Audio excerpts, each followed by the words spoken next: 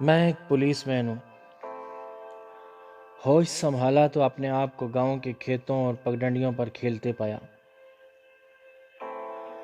تھوڑا بڑا ہوا تو اپنے حالات کی خبر ہونا شروع ہوئی۔ میرا بوڑھا باپ اپنی کدال کاندھے پر رکھے جب گھر کی دہلیز پہ قدم رکھتا تھا تو تھکن سے جسم چور ہونے کی وجہ سے کھڑا نہیں ہو پاتا تھا۔ میں ہر روز سویرے اپنے باپ کو اس سفر پر نکلتے دیکھتا تھا جو میرے گھر کے افراد کا بوجھ اٹھانے کے بدلے میں میرے باپ کو اس مقام پر پہنچاتا تھا جہاں پورا دن میرے باپ کا پسینہ بہتا تھا، تاکہ جب وہ شام کو گھر لوٹے تو اس کی جیب میں کاغذ کے چند بے جان ٹکڑے ہوں جو اس کے خاندان کا پیٹ بھر سکیں۔ ویران بازاروں سے لے کر چوراہوں تک کورونا کے سامنے کھڑا پولیس مین، وطن کے ہراول دستے کے سپاہی کی کہانی۔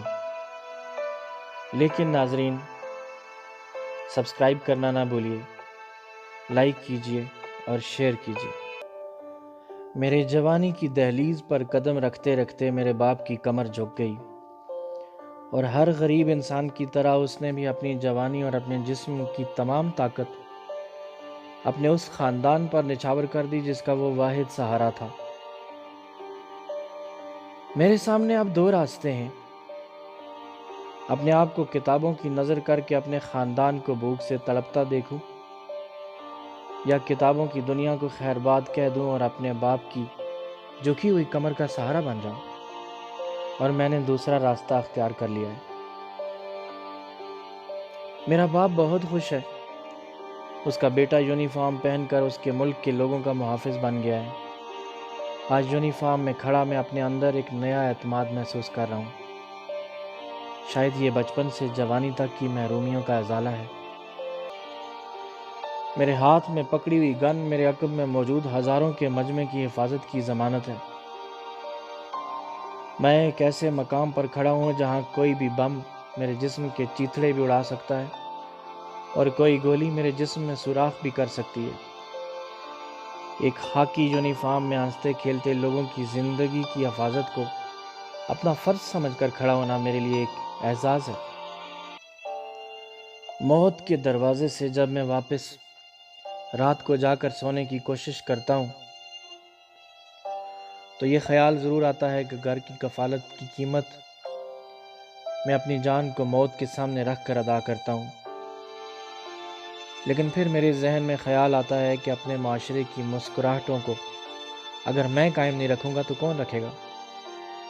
میری جگہ دوسرے جو اس جگہ کھڑے ہو کر کبھی کسی سکول کی حفاظت کرتے ہیں، کبھی کسی وزیر کی حفاظت کرتے ہیں، کسی مسجد کے دروازے سے موت کے گزر کے سامنے ڈھال بنتے ہیں، یا کسی چرچ کی گھنٹیوں کا وجود قائم رکھنے کے لیے کھڑے ہوتے ہیں، کسی کھیل کے میدان کے گرد پہرا دیتے ہیں، کسی ڈاکو کی گولیوں کے سامنے کھڑے ہوتے ہیں، یا پھر کسی ہاسپٹل کے گیٹ پہ کھڑے نظر آتے ہیں، وہ سب بھی تو کسی کے پیارے ہیں۔ ان سب کے کندھوں پر بھی میری طرح اپنے خاندان کی ذمہ داریاں ہوں گی۔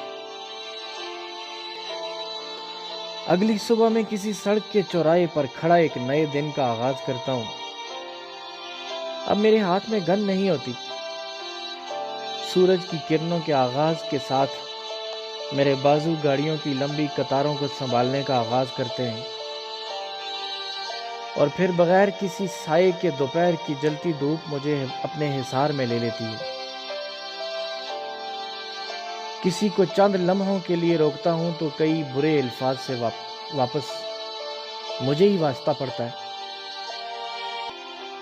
گاڑی کی آرام دہ سیٹ اور اے سی کی خوشگوار ٹھنڈک میں بیٹھے اس گاڑی والے کو کبھی یہ احساس نہیں ہوتا جو شخص اس تپتی دھوپ میں اس کے شہر کی ٹریفک کو کنٹرول کرتا ہے، اس کی وردی کے اندر موجود جسم بھی اتنا ہی درد اور گرمی محسوس کرتا ہے جتنا وہ خود کرتا ہے۔ میں اپنے وطن کا رکھوالا ہوں۔ آج میرے ہاتھ میں کوئی گن نہیں ہے۔ جن چوراہوں پہ کھڑا میں ٹریفک کنٹرول کرتا تھا آج وہاں کوئی گاڑی نہیں ہے۔ میرے وطن کی سڑکیں ویران ہیں، میرے بازاروں سے رونقیں رخصت ہو چکی ہیں۔ میں آج پھر محافظ ہوں، ایک ایسی قوت کے خلاف جو نظر بھی نہیں آتی۔